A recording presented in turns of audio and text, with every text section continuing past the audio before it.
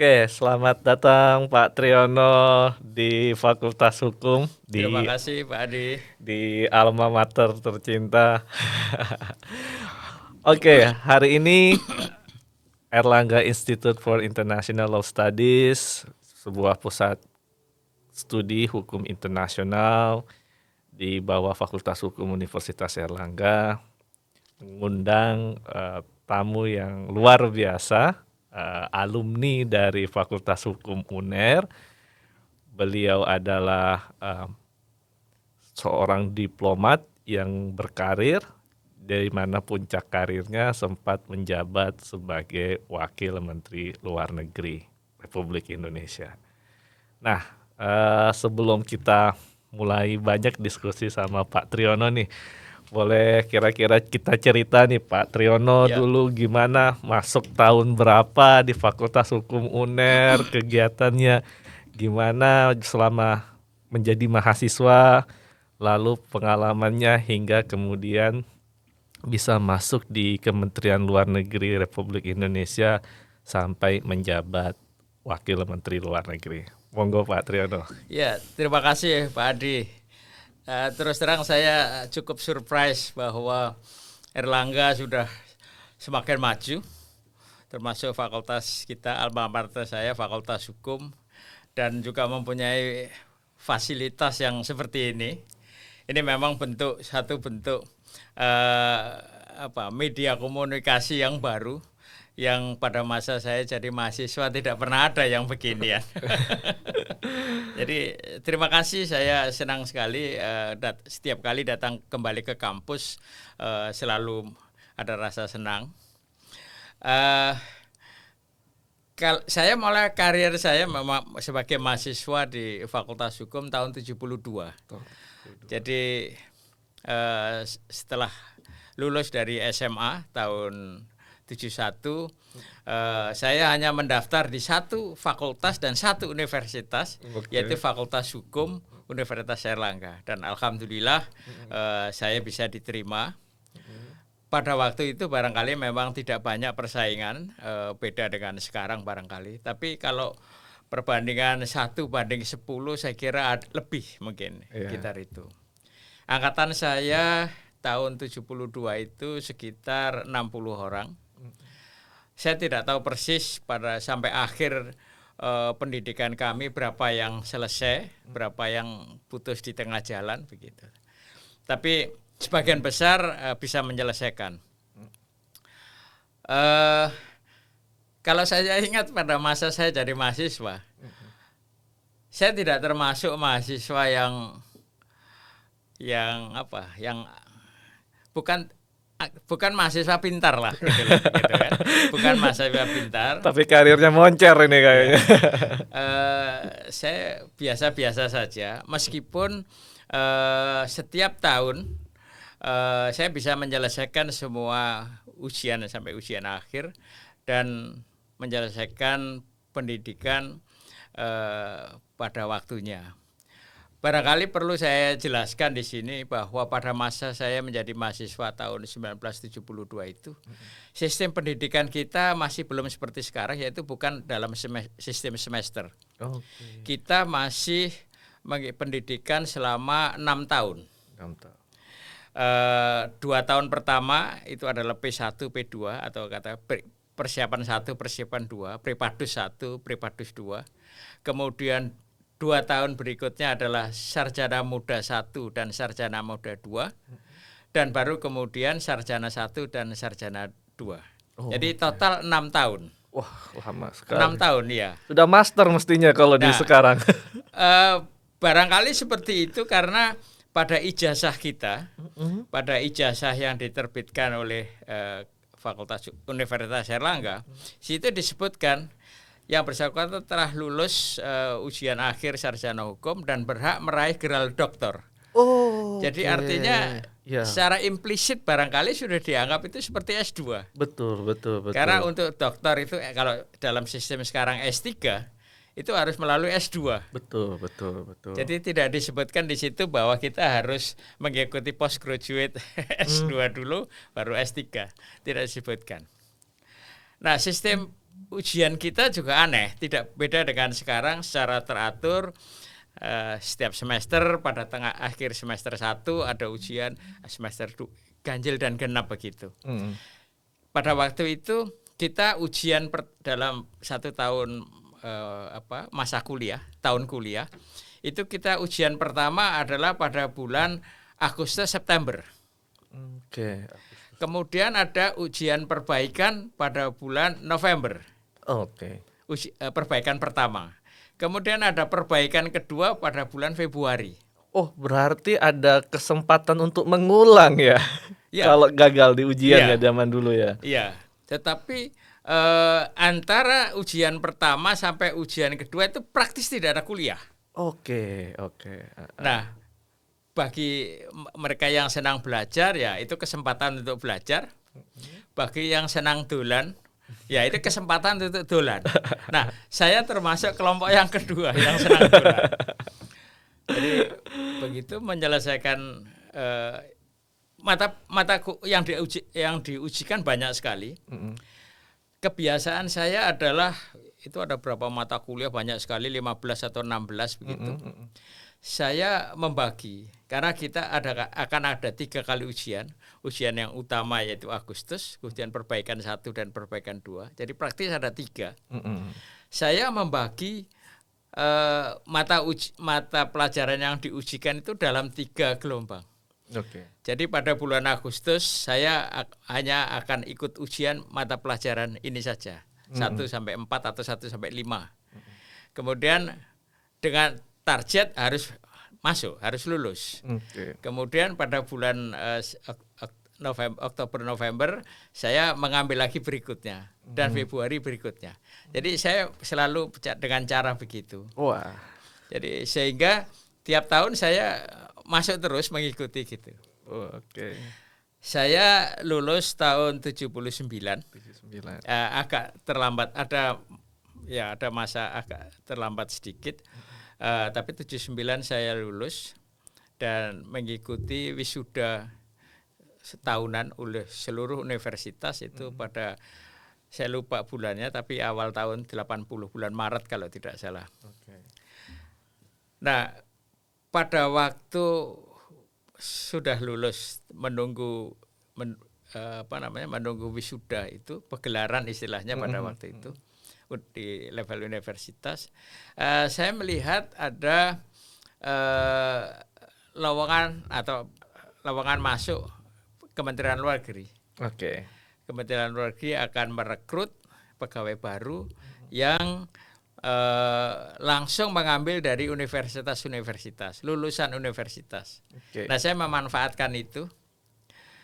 Pada waktu itu Kementerian Luar Negeri merekrut langsung dari luar, dari beberapa universitas yang masuk dalam kelompok SKALU pada waktu itu istilahnya. SKALU saya tidak tahu persis singkatannya tapi LU-nya itu adalah 5 universitas begitu. 5 universitas LU-nya itu ya. Itu. Erlangga salah satunya. Dan bagi mereka lulusan universitas itu yang akan melamar itu dimintakan rekomendasi dari universitasnya. Saya masih ingat pada waktu itu saya menghubungi pembantu dekan 3 yaitu almarhum sekarang Pak Jasadin Saragih untuk memberikan rekomendasi. Tidak banyak yang dari Erlangga pada waktu itu, tetapi ada 3 yang keterima dari Erlangga yang bersama dengan saya pada waktu itu. Saya sendiri, kemudian Pak Ibnu Said, ada satu lagi teman begitu. Tapi dalam perjalanan karir teman ketiga seorang wanita itu mengundurkan diri. Jadi tinggal satu angkatan dengan saya adalah saya dan Pak Ibnu Said yang juga dalam karirnya maju. Beliau terakhir sampai di eselon 1 yaitu Inspektorat Jenderal sebagai Inspektur Jenderal dan juga Duta Besar di Denmark. Tapi pada mahasiswa saya harus mengakui bahwa saya bukan termasuk mahasiswa yang pintar, bukan mahasiswa yang serius. Waktunya dolan, ya banyak dolannya barangkali. Tapi alhamdulillah itu yang saya lalui. Hanya saya berpikir bahwa apa yang saya peroleh selama masa menjadi mahasiswa, selama kita belajar di universitas, itu hanya memberi bekal mengenai pemahaman kita kepada sesuatu yang akan kita jalani atau kita peroleh pada masa post graduate dari universitas. Jadi hanya memberi bekal kemampuan kita menganalisa, kemampuan kita mendigest permasalahan begitu. Oke. Saya kira seperti itu yang saya jalani. Iya, saya ingat dulu itu zaman saya mahasiswa itu Pak Triyono ada senior yang mengatakan seperti ini. Jangan lulus tepat waktu, tapi luluslah di waktu yang tepat. Ya, barangkali memang betul itu. Seperti itu. Jadi kadang-kadang mahasiswa itu kalau kegiatannya cuma kampus, rumah, kampus, kos, itu katanya kurang, belum bisa jadi mahasiswa katanya. Iya.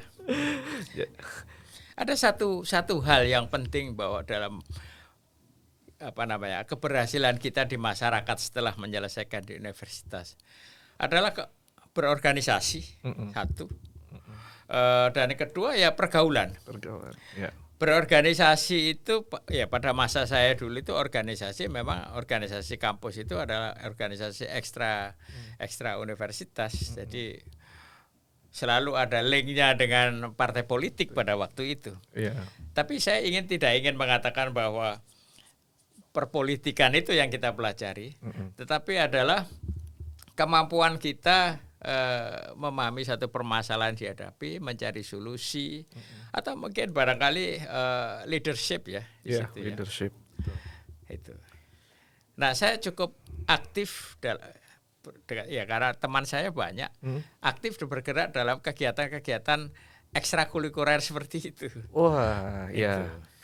Jadi bisa bekalnya Pak Triyono nih kemudian ketika sudah bekerja masuk di Kementerian Luar Negeri. Nah, ini kita proses berikutnya nih Pak Triyono mau cerita-ceritanya. Nah, Pak Triyono masuk di Kementerian Luar Negeri gimana nih ceritanya dari mungkin masuk dari awal sampai berkarir terakhir sebagai Wakil Menteri Luar Negeri RI itu ceritanya gimana nih Pak Triyono?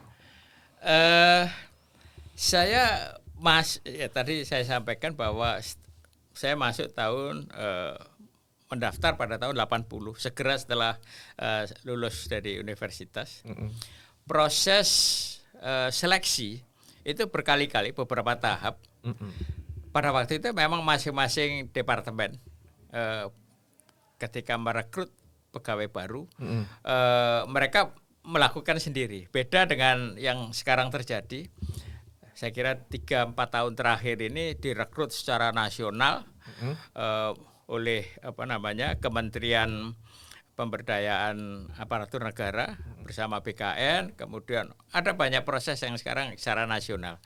Dulu masing-masing departemen diberikan otonomi untuk merekrut sendiri, membuat persyaratan-persyaratan untuk rekrutmennya sendiri sesuai dengan kebutuhannya. Nah, yang terjadi di Kementerian Luar Negeri pada waktu itu adalah Kementerian Luar Negeri sejak berdiri, Kemlu itu adalah departemen pertama yang diciptakan atau diadakan setelah Indonesia merdeka. Jadi kita lahir, Kementerian Luar Negeri Republik Indonesia itu lahir tanggal 19 Agustus. 19 Agustus tahun 45. Kita merdeka tanggal 17. Kemudian Undang-Undang Dasar disahkan tanggal 18. Nah, kita departemen pertama yang diciptakan adalah Kemlu. Itu tanggal 19. Nah, setelah kemerdekaan itu Deplu atau Kemlu sekarang merekrut diplomat-diplomatnya itu dari pegawai. Jadi mereka yang sudah menjadi pegawai atau mereka direkrut lebih dahulu sebagai pegawai, baru kemudian ketika Kemlu akan merekrut diplomat diambilkan dari pegawai. Tentu ada seleksi memang, ada seleksi. Nah itu terjadi beberapa kali, ada bertahun-tahun seperti itu. Tapi yang terjadi adalah bahwa eh, yang dibutuhkan selalu tidak sesuai dengan yang diperoleh tidak selalu sesuai dengan yang dibutuhkan.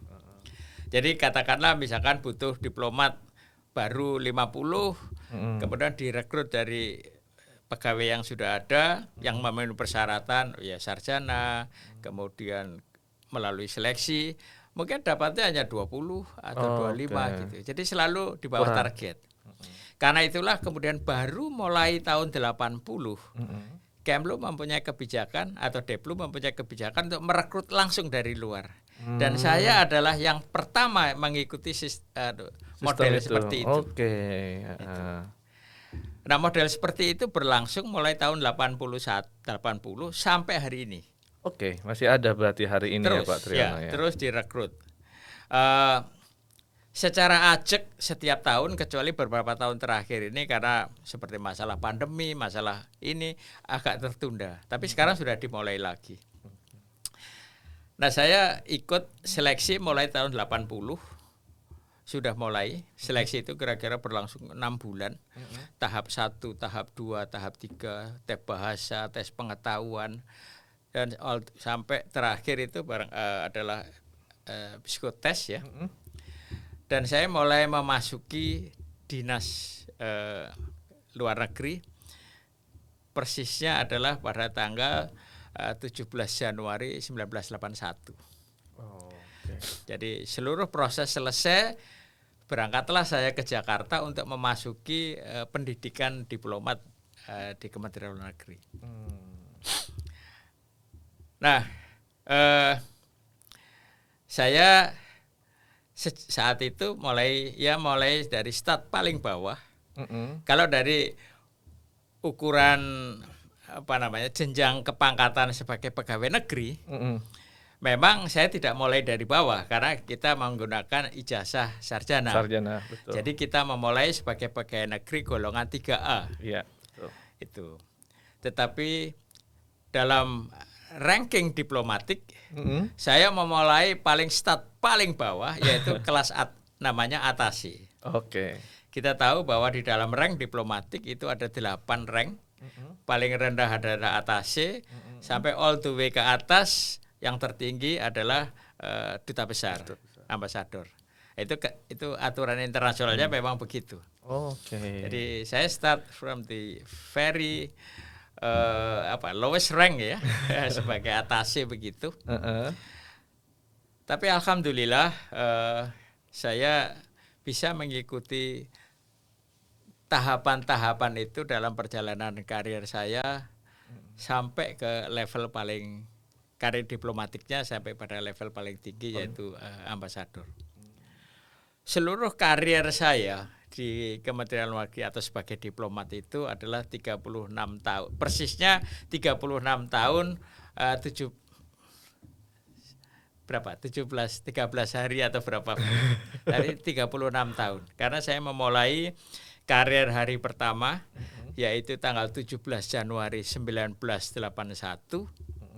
Saya mengakhiri karir saya sebagai diplomat 31 Januari 2017. Jadi 36 tahun, 13 hari atau 14 hari. Kira-kira gitu. Ya, suka dukanya apa Pak Triyono? Yang paling enak itu apa? Yang paling tidak enak itu kalau jadi diplomat? Kalau mahasiswa kita kan banyak, wah enak nih jalan-jalan. Nah itu mungkin sukanya nih. Selain itu apa mungkin di luar jalan-jalan nih Pak Triyono? Sama dukanya apa sih Pak Triyono itu? Satu hal yang barangkali orang dengan mudah mengatakan atau melihat seorang diplomat adalah ya enak itu keliling ke luar negeri, ke sana kemari. Tidak salah. Pandangan masyarakat seperti itu barangkali tidak salah. Karena dari pengalaman saya yang selama 36 tahun berkarir atau sebagai diplomat itu memang saya melihat atau berkunjung ke banyak sekali negara. Mungkin tidak sampai 180 negara, tapi kalau separuhnya saja saya kira sudah. Oh. Dan di seluruh benua, kita Iya, ada iya. 5 benua, Iya. seluruh negara yang ada di benua itu, atau saya pernah berkunjung di negara di 5 benua itu. Yang paling banyak saya kunjungi tentu saja di Eropa, karena I spend a lot of my time in Europe. Amerika juga barangkali. Tetapi kalau dikatakan suka duka, barangkali tidak suka duka ya, tetapi ya mungkin suka ada, dukanya juga ada. Tapi saya ingin memberitahu bahwa untuk menjadi diplomat itu kita harus memenuhi paling tidak satu standar. Bukan saja standar pengetahuan.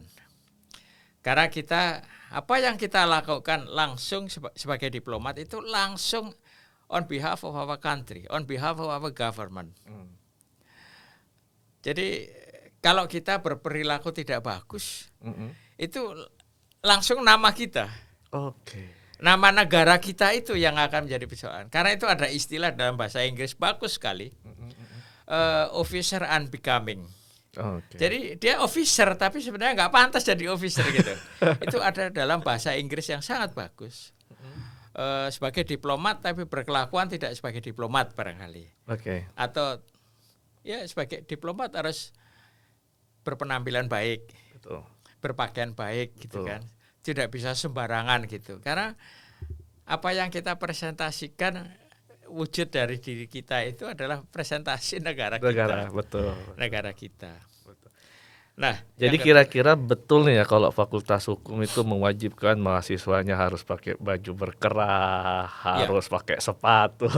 Saya kira betul. Sebab waktu saya zaman mahasiswa pun kalau ada belum ada aturan tertulis, tetapi kalau ada mahasiswa yang datang ke sekolah atau kuliah memakai sepatu sandal, tidak sandal, tapi sepatu sandal, itu oleh dosen diusir keluar. Iya, sampai sekarang berlaku itu, betul. Itu memang harus begitu. Jadi kita harus proper begitu ya, harus proper. Kita tidak, masa sekolah pakai kaos oblong, pakai celana jeans yang robek-robek. Kalau dulu bukan robek-robek, tetapi ya ini bula itu loh, itu sudah butut begitu sudah itu. Saya kira itu bukan perilaku yang baik. Ya kan? Kita harus correct, proper dan correct itu penting. Nah, saya diajari oleh duta besar saya yang pertama. Duta besar saya pertama yaitu ketika saya posting pertama di Wina, Austria. Duta besar saya itu seorang wanita. Namanya Ibu Artati. Beliau adalah mantan Menteri Pendidikan. Beliau adalah mantan sekjen di Kemlu. Jadi dan orang lama. Orang lama. Dia sangat korek kepada soal berpakaian. Saya masih ingat ketika saya diminta dia, biasanya diplomat yang baru datang, diplomat junior, first posting, itu tugas pertamanya adalah yang berkaitan dengan masalah protokol dan konsuler. Itu basic tugas dalam diplomasi itu adalah protokol konsuler. Memang iya. Belakangan memang bisa ditambah. Jadi mungkin tahun pertama dia berurusan dengan masalah protokol konsuler. Yang itu bukan sederhana sebetulnya. Apalagi sekarang masalah protection, masalah perlindungan warga negara di luar negeri itu menjadi perhatian utama oleh pemerintah. Salah satu perhatian utama pemerintah kita. Tapi itulah ketika saya pertama kali berkarya di Wina adalah merangkap saya. Selain juga diakreditasikan sebagai delegasi untuk IAEA, Badan Tenaga Atom Internasional, saya juga memegang jabatan atau tugas dalam bidang protokol konsuler. Nah, dalam status sebagai pejabat protokol dan konsuler itu, kalau ada pejabat pemerintah Austria yang meninggal atau dari pejabat dari negara-negara yang kita punya hubungan diplomatik baik meninggal, itu selalu ada yang namanya membuka buku duka. Kita harus mengisi condolence book. Itu biasanya petugas protokol konsuler yang diutus untuk mengisi. Bisa juga duta besarnya sendiri udah datang. Oh, termasuk ini ya, ketika Ratu Elizabeth meninggal ini nih. Seperti itu barangkali kalau di sini perwakilan kedutaan besar Inggris membuka buku duka. Siapa saja masyarakat Indonesia, pejabat pemerintah atau bukan boleh mengisi. Oh, gitu. Tapi di ibu kotanya sana juga sama ada ya. di Kementerian Luar Negerinya barangkali. Wah, ini menarik karena terakhir saya baca isunya nih, tapi kita kayaknya sudah mulai nyerempet sedikit ya.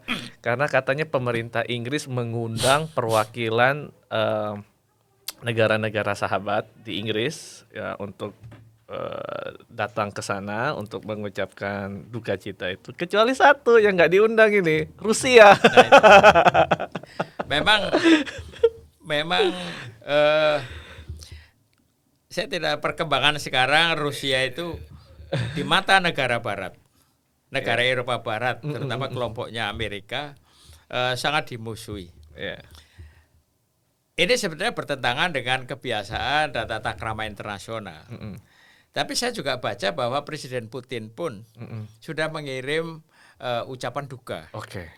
Sebenarnya itu tata krama dalam pergaulan internasional yang harusnya dipisahkan dengan barangkali persoalan-persoalan politis.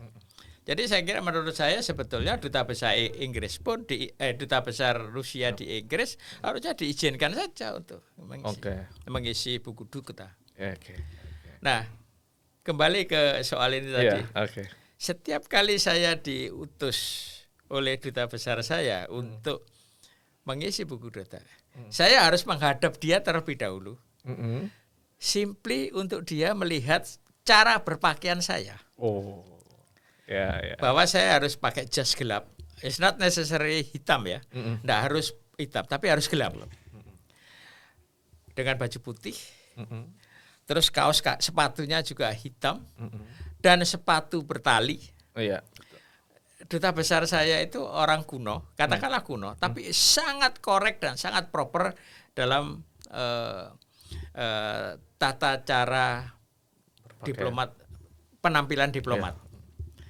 Jadi kapan kita pakai sepatu yang pakai tali dan kapan kita pakai sepatu tanpa tali, yaitu pantofel itu. Itu sangat diperhatikan. Kaos kakinya harus hitam, sepatunya harus pakai bertali gitu ya. Jadi itu adalah pelajaran-pelajaran yang barangkali tidak kita temukan di dalam buku ya, tidak ada dalam buku. Tapi itulah, diplomat memang harus bisa membawakan dirinya secara baik, menampilkan dirinya secara baik. Karena di balik sosok tubuhnya itu adalah Republik Indonesia. Gitu. Betul. Sama satu pertanyaan mungkin terkait dengan karir Pak Triyono. Pak Triyono itu kalau tidak salah ya, mohon saya dikoreksi Pak Triyono. Itu Bapak Wakil Menteri Luar Negeri pertama ya, sebelumnya kan nggak ada itu jabatan itu. Wakil Menteri Luar Negeri itu nggak ada. Terus tiba-tiba Pak Triyono terpilih jadi Wakil Menteri Luar Negeri mendampingi Pak Hasan Wirayuda ya pada saat itu ya. Betul. Nah, gimana sih Pak ceritanya kok tiba-tiba jabatan yang tidak ada jadi ada, terus kok Pak Triyono yang terpilih, itu gimana sih ceritanya? Sebetulnya beberapa waktu setelah kita merdeka dulu, memang ada diintroduksi menteri muda, tapi hanya sebentar saja pada masa kemerdekaan, yaitu ingat Pak Haji Agus Salim. Iya, betul. Itu hanya diintroduce sebentar saja, ada jabatan seperti itu. Tapi setelah itu tidak pernah ada lagi. Oke. Jadi antara katakanlah sampai 49 barangkali ya, 45 49. Tapi setelah itu all the way Republik Indonesia setelah konferensi meja bundar all the way sampai tahun ketika saya dilantik 2011 itu tidak pernah ada, kecuali ada waktu itu menteri muda ya, kan ada zaman Pak Harto itu ada menteri muda. Tapi yang namanya wakil menteri itu tidak ada. Nah, ada sedikit backgroundnya seperti ini. Suatu ketika kita ingat setelah 98, setelah reformasi 1998, tiba-tiba kita melihat bahwa perumusan kebijakan luar negeri itu tidak lagi ada di dua tempat. Sebelumnya, sebelum reformasi, policy perumusan kebijakan luar negeri itu hanya ada di dua tempat. Satu di Binagraha, Cendana, Binagraha yaitu Pak Harto, pemerintah ya, presiden. Dan yang kedua di Pejambon yaitu di Kementerian Luar Negeri. Dua tempat inilah ya tentu masukan-masukan dari sana sini tentu. Kementerian Ekonomi, Kementerian Pertahanan selalu ada. Tapi perumusannya cukup dilakukan oleh Pejambon dan presiden. Tapi setelah 98 tiba-tiba perumusan kebijakan luar negeri tidak menjadi domain dua pihak ini saja. DPR tiba-tiba muncul sebagai orang yang ikut pihak yang menentukan. DPR, Komisi 1 dalam hal ini. Kalangan akademisi, kalangan media, semua ikut serta di dalam hal. Tapi DPR itu merasa politik luar negeri dia ikut merumuskan. Nah, pernah suatu ketika kemudian terjadi Menteri Luar Negeri Indonesia sedang harus menghadiri suatu pertemuan internasional di luar negeri yang harus berdasarkan kepentingan nasional kita, berdasarkan isunya, kepentingan isu itu beliau harus hadir in person di dalam itu di luar forum negeri. Itu. Tapi at the same time pada waktu itu DPR dalam hal ini Komisi 1 juga mengundang dia untuk dengar pendapat. Dengar pendapat. Nah, kan tidak mungkin beliau sudah di luar negeri terus DPR mengundang harus dengar pendapat. Nah, DPR pada waktu itu adalah DPR hasil pemilu tahun 99 yang merasa sangat powerful. Jadi ketika kemudian yang diutus mewakili Menteri Luar Negeri itu adalah Dirjen, Sekjen, maka Komisi 1 DPR merasa terhina, merasa diremehkan, sehingga Sekjen bukannya tetap dilanjutkan dengar pendapatnya, Sekjennya diusir. Itu yang terjadi. Ceritanya gitu. Itu. Jadi kita melihat bahwa seorang Menteri Luar Negeri tidak bisa diharapkan terus-menerus di dalam negeri. Betul. Karena Menteri Luar Negeri ya. Iya kan? Dia harus kewajibannya adalah selain membahas menyelesaikan masalah-masalah di dalam negeri juga ada masalah-masalah yang di luar negeri. Betul.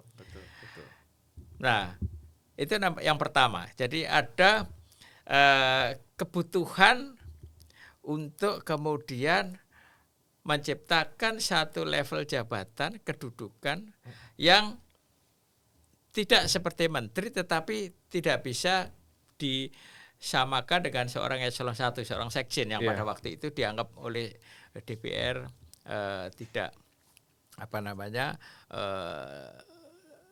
tidak seperti seorang menteri begitu. Tapi yang kedua adalah bahwa setelah masa reformasi itu Kementerian Luar Negeri adalah saya kira departemen pertama yang melakukan reformasi birokrasi. Bahkan istilah reformasi birokrasi pun pada waktu itu masih belum ada di dalam khasanah publik. Tapi kita merasa bahwa kita harus melakukan reformasi, penataan baik struktural departemen maupun di dalam penanganan substansinya. Jadi organisasi kementerian di pusat maupun di perwakilan maupun penanganan tugas-tugas Kemlu. Kita menciptakan beberapa unit baru di dalam organisasi Kemlu untuk mengadres persoalan-persoalan yang menjadi tanggung jawab Kemlu atau tanggung jawab Indonesia di dalam dunia internasional. Saya berikan satu contoh. Setelah berakhirnya Timur Barat, persaingan ideologi Timur Barat, masalah hak asasi manusia, masalah human right menjadi isu yang sangat menonjol, ya kan? Yeah. Bahkan menjadi dimensi baru di dalam hubungan antar negara. Oke. Ya kan? Nah, sebelum reformasi kita 98, penanganan urusan HAM, urusan hak asasi manusia di Kemlu itu berada di bawah satu direktorat. Ada hanya pada level eselon 3. Oke, Kasubdit berarti ya. Kasubdit. Ya. Di bawah Direktorat Organisasi Internasional. Nah, ketika setelah reformasi birokrasi, tatanan di internasionalnya memberi bobot yang sangat besar pada isu human right. Dan kita di dalam negeri juga demikian. Isu HAM menjadi isu yang sangat kuat, menonjol di dalam penanganan tugas-tugas pemerintah. Maka kita harus mengadres itu dengan menyesuaikan organisasi kita untuk bisa menangani dengan baik. Karena itu kita mengangkatnya, graduate menjadi pada level direktorat. Jadi pada level eselon 2. Itu satu contoh. Juga mengenai perlindungan warga. Kita ciptakan, kita begitu banyak punya TKI di luar negeri, dan selalu muncul permasalahan-permasalahan terutama di Timur Tengah. Nah, kita ciptakan bentuk kepedulian kita terhadap atau penanganan masalah itu. Kita menciptakan suatu unit baru dalam level eselon 2, yaitu Direktorat Perlindungan Warga dan Badan Hukum Indonesia. Itu satu contoh bahwa penataan organisasi di pusat di Kemlu Jakarta itu untuk juga menyesuaikan dengan kebutuhan dan penanganan isu-isu di luar negeri. Nah, barangkali saya pada waktu itu dalam kedudukan saya sebagai Kepala Biro Kepegawaian, saya sangat terlibat di dalam penanganan reformasi. Istilah kita itu adalah pembenahan profesi. Yaitu bagaimana kita bisa mendapatkan seorang diplomat yang punya profesi yang mumpuni gitu ya. Diplomat yang mumpuni. Jadi harus penataan mulai dari rekrutmennya, aspek pendidikannya dan sebagainya. Dan kemudian ketika saya diangkat sebagai staf ahli menteri bidang manajemen, saya sangat, barangkali Pak Hasan pada waktu itu Menteri Luar Negeri merasa sangat terbantu. Sangat terbantu dengan pelaksanaan tugas atau pemikiran-pemikiran yang saya lakukan untuk reformasi birokrasi di Blackbook. Kita sama sekali reformasi birokrasi kita itu kita lakukan tanpa harus menaikkan gajinya, menaikkan fasilitas. Fasilitasnya. Karena istilah kemudian ada istilah tunjangan kinerja segala macam itu.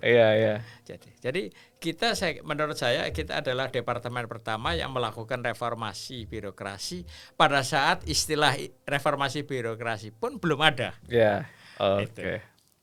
Menarik sekali nih karirnya Pak Triyono. Iya, Pak Triyono. Tadi kita sudah mendengar nih cerita Pak Triyono, apa yang terjadi di Kementerian Luar Negeri di zamannya Pak Triyono. Mungkin juga bisa memberikan inspirasi nih buat mahasiswa yang sedang lagi belajar, terutama mahasiswa Fakultas Hukum UNER. Nanti tantangannya seperti apa. Nah, berikutnya nih Pak Triyono, ini kita sekarang bicara lagi isu-isu yang lagi rame di Ya. internasional nih. Tentu kemudian tadi Pak Triyono cerita banyak menghabiskan waktunya lebih banyak katanya di Eropa ya, di Eropa. Nah, tentu kemudian kalau kita lihat perkembangan sekarang itu konflik yang terjadi di Eropa sebenarnya menurut pandangan Pak Triyono, dari pengalaman Pak Triyono, masyarakat Eropa melihat kondisi yang terjadi sekarang ini itu seperti apa sih menurut pandangan Pak Triyono Wibowo ini terkait dengan kenapa misalnya kalau kita ngelihat gitu ya, kalau terutama saya nih Pak Triyono ya, Ya. ada kayaknya sama-sama Eropa tapi kok ada Eropa Barat kok kayaknya nggak cocok sama Eropa Timur padahal sama-sama Eropa gitu kan.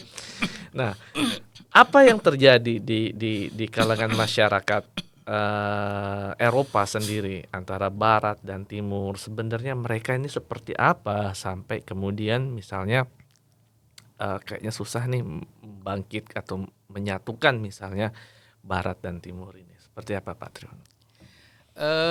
Ya, satu sebetulnya istilah penggunaan istilah Eropa Barat dan Eropa Timur itu sebetulnya rujukannya bukan pada aspek geografis ya, karena tidak ada batasannya di mana. Iya, betul. Batasan beda sebenarnya Jawa Tengah dan Jawa Betul. Timur. Kita itu memang mau membuat garis. Iya, Siapa yang masuk Jawa Tengah, siapa masuk Jawa Timur begini. iya betul.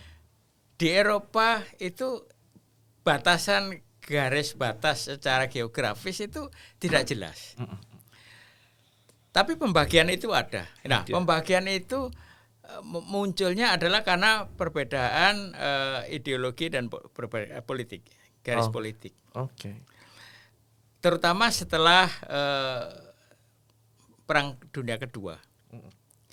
Yang disebut Eropa Barat adalah negara-negara yang mengikuti sistem ekonomi kapitalis, ekonomi liberal dan sebagainya. Negara disebut negara demokrasi dan sebagainya. Sementara yang sebelah timur atau dalam aliansi militer NATO misalnya. Sedangkan mereka yang dikelompokkan sebagai negara timur, Eropa Timur, adalah mereka-mereka yang bagian dari Uni Soviet. Mereka menjadi masuk Pakta Warsawa. Mereka yang menjadi bagian dari atau anggota dari Comecon. Jadi pembagiannya adalah berdasarkan pembagian ideologis dan politis. Oke. Kita lihat setelah selesainya Perang Dingin, setelah berakhirnya Perang Dingin tahun 1990, negara-negara yang dulu disebut sebagai negara Eropa Timur sekarang menjadi bagian dari Barat. Ya kan? Uni Eropa bergabung. Ya kan? Rumania, Bulgaria, Cekoslovakia, semua itu. Iya. Jadi betul. pembagian pengertian Timur dan Barat bukan berdasarkan geografis tapi berdasarkan garis politik atau garis ideologi. Nah, sekarang memang bukan Barat dan Timur disebutkan. Itu barangkali sudah tidak terlalu valid lagi. Penggunaan Eropa Barat dan Eropa Timur. Barangkali hanya disebut Eropa saja. Tetapi kalau tadi disebut mengenai Rusia misalkan, Rusia itu mulai dari zaman barangkali sejak zaman kita belum lahir pun, zaman ratusan tahun yang lalu, dia berlokasi di sana, berlokasi di Eropa. Sebagian ada wilayah yang masuk ke wilayah Asia, tetapi karena konteks politik, konteks ideologi itu, dia tidak pernah dianggap menjadi bagian dari Eropa. Aneh. Padahal pada masa kerajaan, pada masa Tsar misalnya, antara Tsar Rusia dengan Perancis itu mempunyai hubungan yang sangat erat. Dengan Inggris mempunyai hubungan yang erat darah malah, ya. karena hubungan saudara, perkawinan dan sebagainya. Betul. Tapi setelah revolusi 1917, Rusia itu Soviet, SSR, Bolshevik itu dianggap sudah bukan bagian dari Barat, bukan bagian dari Eropa. Dianggap beda dia. Nah itu. Jadi pembagiannya bukan geografis tapi lebih kepada ideologis atau pembagian politis. Nah, bahwa sekarang ada konflik di sana memang. Nah, ini juga ada yang mengatakan pihak-pihak, kalau kita masih menyebut pihak negara barat, kalau kita menyebut barat itu artinya kita itu tadi Amerika CS gitu ya. Ya. Barangkali sekarang kita referensinya gitu. Yang Eropa Barat adalah Amerika CS. Yang tidak masuk kelompok Eropa Barat ya bukan CS-nya Amerika lah, kira-kira seperti itu. Mereka mengatakan bahwa konflik sekarang antara Rusia dengan Ukraina itu merupakan satu yang surprise bagi mereka. Kok bisa Eropa perang lagi? Mereka selalu mengatakan begitu. Padahal sebetulnya sebelum konflik di Ukraina, kita melihat yang terjadi di Yugoslavia. Yugoslavia itu kan juga di Eropa begitu. Betul. Nah, itu. Jadi ada hal yang tidak benar. Mereka mengatakan ini adalah konflik di Eropa. Padahal sebelum tahun 90 konflik yang terjadi pada waktu pecahnya Yugoslavia itu ya di Eropa. Iya kan? Jadi bukan yang pertama. Tetapi bahwa Eropa yang setelah Perang Dunia Kedua mengharapkan atau meskipun ada dua blok besar pada waktu itu yang saling berhadapan, tapi konfliknya tidak terjadi. Artinya tidak sampai terjadi konflik terbuka antara dua blok itu sampai berakhir Perang Dingin tahun 90 itu. Jadi memang agak mengejutkan bagi masyarakat di Eropa bahwa ada perang di sana. Ada perang di Ukraina. Nah, ini menurut Pak Triyono nih, menyikapi misal posisi Indonesia sebagai presidensi G20, menurut pandangan Pak Triyono ke depan nih, kira-kira nanti Presiden Rusia datang nggak sih Pak? Ya, satu hal ini terkait dengan kedudukan kita sebagai ketua tahun ini sebagai ketua G20 dan kemungkinan kehadiran dari para kepala negara atau pemerintahan negara anggota. Ada satu yang ingin saya katakan dulu, dan saya betul-betul salut, angkat topi, saya sangat hargai adalah keputusan pemerintah kita untuk tetap mengadakan summit KTT G20 nanti bulan November dengan mengundang semua kepala negara atau kepala pemerintahan. Itu suatu keputusan yang menurut saya keputusan yang sangat berani dan sangat tepat. Ada tekanan yang sangat kuat dari kelompok sana. Barangkali itu kita semua tahu siapa itu. Tekanan yang sangat kuat dari mereka kepada pemerintah kita, kepada presiden kita untuk tidak mengundang Pak Putin. Ya kan? Tapi pemerintah kita dalam kedudukannya sebagai ketua dan sebagai negara yang memang tidak ingin memihak di dalam konflik itu. Kepentingan kita terhadap konflik itu adalah hanya konflik ini harus berhenti sebelum tidak terkendali. Kita tidak punya kepentingan politik strategis terhadap Ukraina harus menang atau Ukraina harus kalah, atau Rusia harus menang atau Rusia harus kalah. Kita tidak di situ. Nah, dalam kapasitas kita sebagai ketua G20, kita mengambil keputusan tetap menyelenggarakan dengan mengundang semua kepala negara yang hadir. Memang sikap tegas pemerintah kita itu kemudian ada beberapa respon, ada beberapa analisis bahwa kalau Presiden Putin tidak datang, maka presiden-presiden yang lain atau kepala negara yang lain tidak akan datang. Ya, katanya gitu. Itu kan? Itu. Betul. Ya kita akan lihat. Oke. Kita akan lihat Oke. apakah mereka datang atau tidak. Sebab antara diundang dengan kemudian mereka datang atau tidak datang itu dua hal yang berbeda. Oke. Mengundang itu kewajiban dari tuan rumah. Oke. Tapi bahwa mereka yang diundang datang atau tidak, it is their own decision. Oh, berarti kalau misalnya, karena kan biasanya gini Pak Triyono, keberhasilan sebuah acara Ya. itu ketika semua yang kita undang tuh datang. Betul. Nah, Betul. kalau nggak datang ini nanti apakah nanti bisa bisa dikatakan bahwa wah acara KTT summitnya di Indonesia ini dinyatakan gagal nih soalnya banyak yang nggak datang. Betul. Itu bisa menimbulkan tafsiran analisis seperti itu. Bahwa kalau semua datang itu kemudian dianggap sukses, berhasil. Yeah.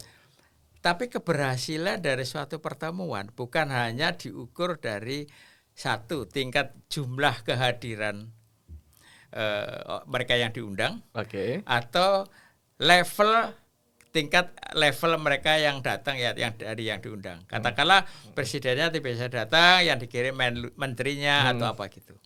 Itu ada keberhasilan dari satu pertemuan memang bisa diukur salah satunya dari itu. Nah, keberhasilan yang lebih substantif menurut saya adalah pertemuan itu bisa menghasilkan sesuatu yang memang direncanakan untuk dihasilkan. Atau bisa mencari solusi terhadap permasalahan yang dihadapi. Nah, dalam konteks yang kedua saya lebih memberi penekanan kepada yang kedua ini. Memang jujur ini pendapat saya pribadi. Keketuaan Indonesia sebagai G20 tahun ini tidak oportun. Iya, berat. Tidak oportun waktunya. Kita membayangkan ketika pada tahun 2021 ketika kita sudah tahu karena keketuaan di G20 itu adalah berdasarkan alphabetical order, urut-urutan. Kita tahu sebelum kita adalah Italia, setelah kita ini nanti India, setelah India adalah Jepang. Jadi IIY itu semua adalah alphabetical order. Jadi bukan karena dipilih atau karena diangkat, bukan. Nah, ketika tahun 2021 itu Italia sebagai ketua, dan kemudian berikutnya karena ada sistem troika, past, present, and future, ada 3. Kita sudah tahu bahwa kita akan menjabat ke tahun 22. Itu tahun 2021 kita juga sudah tahu. Nah, kita sudah merancang bahwa pada waktu tahun 2002 kita menjadi ketua, kita sudah merancang bahwa isu-isu inilah yang akan kita address, yaitu isu-isu yang sebagai akibat dari masalah pandemi. Masalah pandemi itu sangat berpengaruh luar biasa kepada ekonomi dunia. Jadi kita akan berkonsentrasi di sana dengan merancang berbagai program atau isu-isu yang harus kita atasi, kita tackle. Tetapi pada bulan Februari 2022, ketika kita sudah muncul kasus Ukraina, ya kan? Kasus Ukraina. Ditambah lagi kemudian dengan tekanan-tekanan mereka ketidaksukaannya kepada Rusia itu menghendaki untuk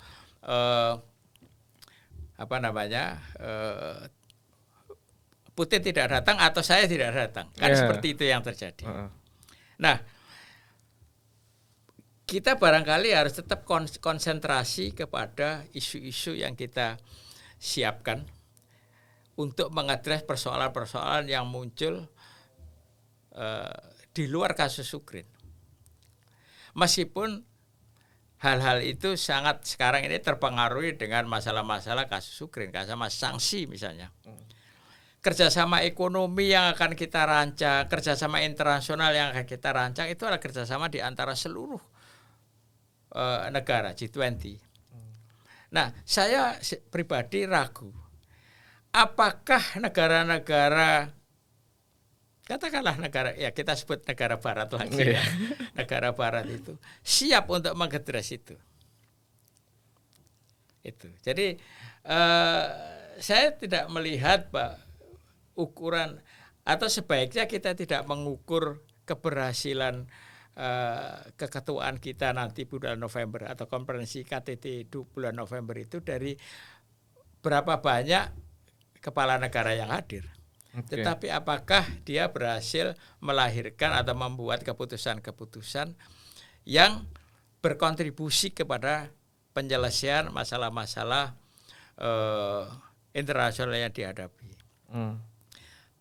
Ya sekarang misalnya masalah energi misalnya, itu menjadi internasional. Tapi apakah masalah energi itu akibat dari pandemi atau dari kebijakan-kebijakan sepihak dari beberapa kelompok negara terhadap Rusia misalnya? Nah, saya lebih cenderung untuk akan melihat, atau kita sebaiknya mengukur keberhasilan kita sejauh mana KTT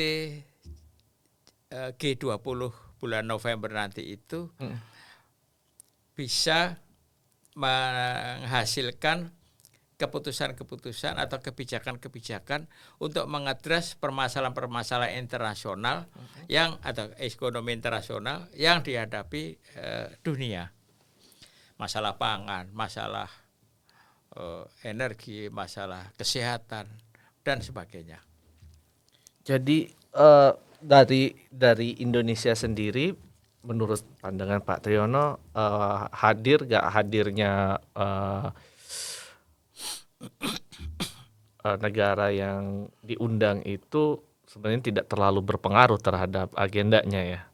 Yang penting agendanya terlaksana nih. Agenda isu-isu yang penting itu bisa diangkat untuk kemudian bisa diselesaikan. Nah, sebagai summit, sebagai KTT memang itu pada level kepala negara. Betul. Jadi memang ada kebutuhan untuk kepala negara datang. Karena itu tingkat diplomasi yang tertinggi. Oke. Jadi mereka sangat diharapkan bahwa mereka hadir, masing-masing anggota hadir pada level tertinggi, yaitu pada level kepala negara. Tapi kalau toh mereka karena pertimbangan satu dan lain hal, saya kira karena pertimbangan politis mereka tidak hadir. Ketidakhadiran mereka itu bukan karena terhadap kita, terhadap kepemimpinan Indonesia, tetapi karena untuk menghindari, katakanlah kalau Pak Presiden Putin datang, mereka akan ditempatkan pada posisi yang awkward. Kan selalu ada photo session misalnya, tiba-tiba tidak ada photo session gitu kan. Seperti kemarin yang terjadi pada pertemuan tingkat menteri luar negeri G20, tiba-tiba nggak ada photo session. Gitu. Nah, betul. Hal-hal situasi awkward ini barangkali akan digunakan sebagai dalih, sebagai alasan oleh beberapa negara itu untuk tidak hadir, untuk menunjukkan ketidaksukaannya atau ketidaksenangannya kepada pihak Rusia, bukan kepada Indonesia. Tapi kan Indonesia tuan rumahnya, ibaratnya kamu nggak menghargai nih tuan rumah. Kita bangsa Timur. Bangsa Timur itu selalu bukan saja selalu di dalam pertimbangannya memasukkan aspek-aspek non substantif, aspek seperti itu. Tepos liro itu selalu, kalau bahasa Jawanya, tepos liro itu selalu menjadi bagian penting di dalam masyarakat Timur. Bukan hanya Indonesia, Jepang dan sebagainya, itu Cina mengerti tepos liro itu. Itu. Iya, jadi agak berat ini ya kepemimpinan. Iya. Diplomatnya pusing juga. Itulah tadi yang saya katakan tidak opportune. Karena muncul masalah Ukraina ini. Iya.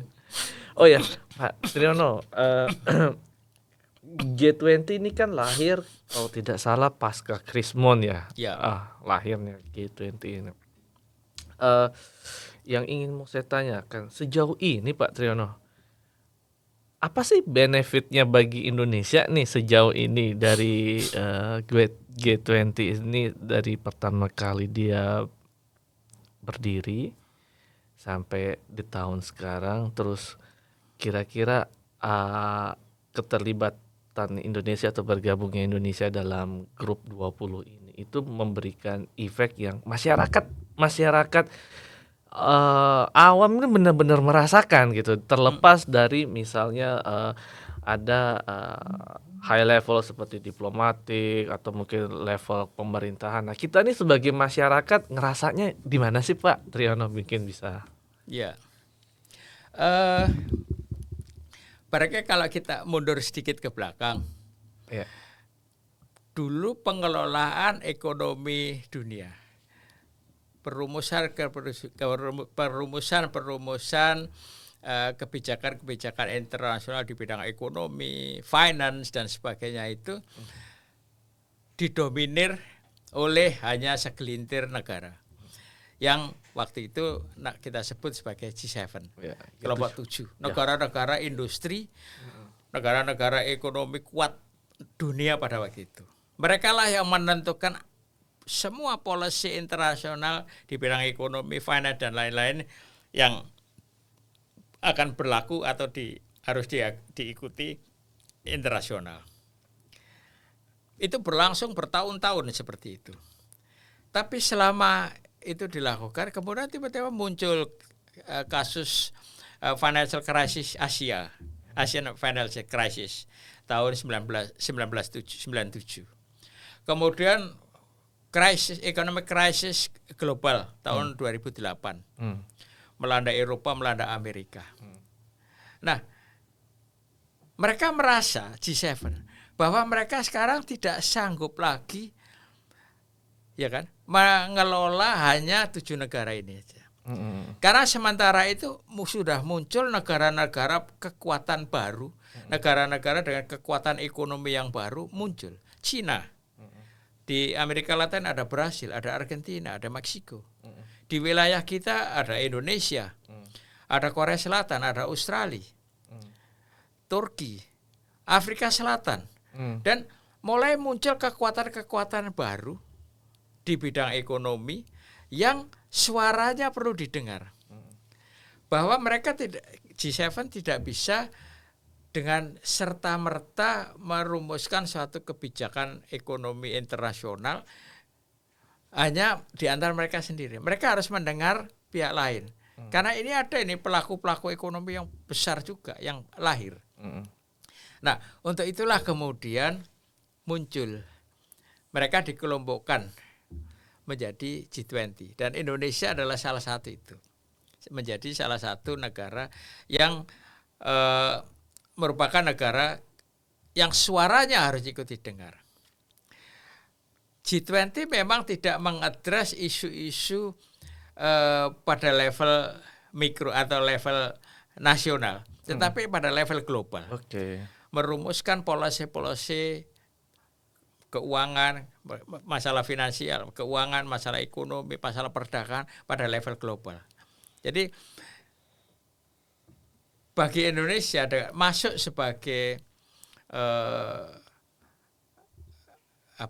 anggota dalam kelompok itu sebetulnya itu recognition terhadap keberhasilan pembangunan kita, kemajuan ekonomi kita, leverage politik dan ekonomi kita, sehingga kita perlu didengar suaranya. Barangkali ada satu sedikit cerita. Ada yang tidak suka di antara kita, di antara ASEAN yang, loh kok Indonesia, kenapa bukan saya? Singapura misalnya. Iya, misalnya Singapura atau Malaysia. Singapura itu merasa saya ini hebat. Ekonominya bagus. Tapi coba kita lihat GDP-nya.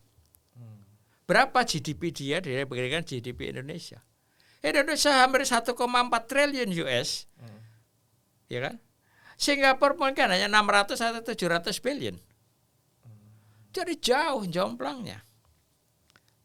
Leverage politiknya belum. bahwa dia negara maju di bidang perdagangan, fine. Tapi kita banyak ukuran-ukuran yang dipakai untuk menentukan keanggotaannya, untuk menentukan suaranya perlu didengar apa tidak. Populasi juga mempengaruhi, oke. Barangkali populasi juga. Itu. Nah, GDP kita itu 1,4 triliun. Bandingkan dengan Singapura yang hanya 600 atau 700. Separuhnya. Jadi dari hitungan-hitungan itu saja bahwa memang hanya Indonesia yang dari ASEAN 10 itu yang pantas. Itu nggak bisa di-deny, nggak bisa disanggah. Tapi bukannya G20 juga mengundang ya biasanya negara-negara di luar G20 itu? Apanya? Organisasi G20 itu juga mengundang. Oh iya, nah itulah sebabnya negara-negara yang tetap punya bisa. Singapura berapa kali diundang, diundang boleh fine gitu ya. Tapi tidak proper member dia. Oke. Bukan member proper. Boleh memberi input, memberi masukan, silakan. Memang harusnya demikian gitu kan. Memang harusnya demikian. Jadi tidak masalah gitu. Wah. Nah, bagi masyarakat ini gimana nih Pak? Saya kalau yang jualan sayur di pasar itu efeknya apa nih Pak dari G20 ini? Ya barangkali tidak secara langsung ya. Tidak secara langsung bahwa kita yang pedagang-pedagang di pasar dengan kita menjadi anggota G20 tiba-tiba saya juga harus merasakan dampaknya. Nah, gitu ya. Tidak seperti itu gitu ya. Oke. Tidak begitu. Tapi ada satu contoh misalkan yang salah satu hal yang akan diadres dugaan saya tidak mengikuti secara langsung. Saya hanya mengikuti dari bacaan-bacaan saya. Salah satu yang akan diadres oleh kita itu adalah dari kasus pandemi. Kalau suatu ketika dunia ini menghadapi lagi pandemi seperti itu, kesiapan apa yang harus kita lakukan? Jangan sampai terjadi seperti yang kemarin, kelangkaan vaksin. Amerika, Eropa sudah vaksin 2 kali, 3 kali. Afrika sama sekali belum tervaksin. Atau memang didesain seperti itu, Pak? Nah, itulah. Masalah-masalah seperti itu, padahal masalah kesehatan global, pandemi, nggak bisa dibatasi aja batas negara, iya kan? Nah, jadi memang kemudian setelah berlangsung pandemi, sekarang hampir seluruh dunia bisa tervaksin, tapi ada extra effort untuk bahwa ketika terjadi problem kesehatan global seperti itu. Semua masyarakat dunia harus mendapatkan treatment yang sama pada waktu yang sama. Jadi jangan sampai terjadi sama peristiwa kemarin tahun 2020, ya kan, atau 2021. Afrika sama sekali belum tervaksin. Amerika sudah yang ketiga itu booster. Eropa sudah booster. Nah, kira-kira apa nih yang ditawarkan solusi untuk seperti itu, Pak Triyono, dari Indonesia? Apa yang diwajibkan bagi negara-negara terutama penghasil vaksin ini ya terhadap negara-negara pengguna vaksin? Iya. Ya. Jadi salah satu faktor yang harus diadres adalah jangan terlalu komersial lah gitulah. Oke. Ya kan? Vaksin memang mahal, apalagi vaksin baru yang diperolehnya melalui satu riset. Riset butuh anggaran, butuh dana. Dan kemudian ketika hasilnya ada dalam jumlah yang terbatas, peminatnya banyak, maka harganya dinaikkan. Jadi faktor komersial harus sangat dikurangi. Satu. Kemudian faktor teknologi. Kemampuan untuk menghasilkan obat atau vaksin dalam kasus-kasus seperti itu harus juga di-share pengetahuannya. Jadi kalau pengetahuan itu jangan hanya dikangkangi oleh Eropa, perusahaan-perusahaan farmasi. Jadi harus di-share. Karena itu salah satu isu yang diangkat adalah soal hak cipta. Ya apa namanya property right atau intellectual property right. Apakah pada waktu terjadi kasus pandemi seperti itu kita masih berpegang pada IPR. Nah, ini. Yeah. Ini satu contoh hal-hal seperti itu. Jadi nanti endingnya kira-kira apakah para negara-negara ini membuat sebuah komitmen atau saya nggak tahu perjanjian atau komitmen lah tertulis terkait itu nanti isu-isu negara-negara itu ada transfer teknologi, transfer knowledge, termasuk juga mengesampingkan intellectual property right misalnya isu terkait dengan itu. Apakah nanti itu dimasukkan dalam sebuah perjanjian tertulis atau komitmen tertulis atau gimana nanti Pak Triyono biasanya? Saya tidak tahu, tapi feeling saya memang kita harus mengadres soal itu seperti itu. Oke. Karena tidak ada jaminan, ya kebetulan sekarang yang namanya COVID-19 ini sudah declining. Yeah. Tapi tidak ada jaminan bahwa suatu ketika tidak ada virus dunia lain lagi. kita tidak muncul yang baru lagi. Iya. Sekarang saja yang namanya cacar monyet itu Betul. sudah mulai kan. Saya tidak tahu bagaimana nanti perumusannya atau dituangkan dalam bentuk seperti apa. Tapi hal-hal seperti itu pasti akan diadres. Saya kira feeling saya begitu. Oke. Nah, itu akan dirasakan oleh publik kita pada level grassroots. Betul. Iya, betul. Iya kan? Itu yang akan dirasakan oleh level kita. Jadi ada kebijakan yang dibuat di level global, internasional. Ada yang memang langsung ke bisa bawah. terasa, ada yang memang harus ada tahapan gitu ya. Wah. Jadi G20 ini luar biasa ini nanti ya, kemungkinan akan melahirkan banyak komitmen, entah tertulis apa tidak, tetapi kemudian bisa menjadi jawaban tantangan banyak negara, terutama mungkin masalah ekonomi. Ada yang bantu nih kali ini kalau yang ekonominya terdampak ya Pak Triyono. Iya. Wah, oke. Terima kasih Pak Triyono. Hari ini diskusi sudah 1 jam lebih nih kita diskusi dari Pusat Studi Hukum Internasional di Fakultas Hukum Universitas Airlangga. Sangat senang sekali bisa mengundang Bapak Triyono sebagai alumni. Sekarang juga Pak Triyono sebagai dosen tamu tetap nih, karena setiap semester itu selalu ada SK-nya bahwa Pak Triyono ini mengajar. Saya berharap juga nanti kalau Pak Triyono datang ke sini lagi, kita ngadakan diskusi seperti ini lagi, podcast bebas santai. Kalian juga mungkin mahasiswa juga bisa berdiskusi sama beliau sambil santai di Law Cafe ya kayak kemarin. Mengingat kenangan Pak Triyono sebagai mahasiswa. Terima kasih sudah dalam diskusi ini. Terima kasih Pak Triyono. Terima kasih Pak Adi, terima kasih. Berikutnya mungkin kita akan diskusi dengan topik lain, dan kalau memang Pak Triyono insya Allah dari Rusia balik ke sini lagi mengajar ke sini, kita diskusi lagi. Terima kasih. Selamat siang. Assalamualaikum warahmatullahi wabarakatuh. Waalaikumsalam warahmatullahi wabarakatuh.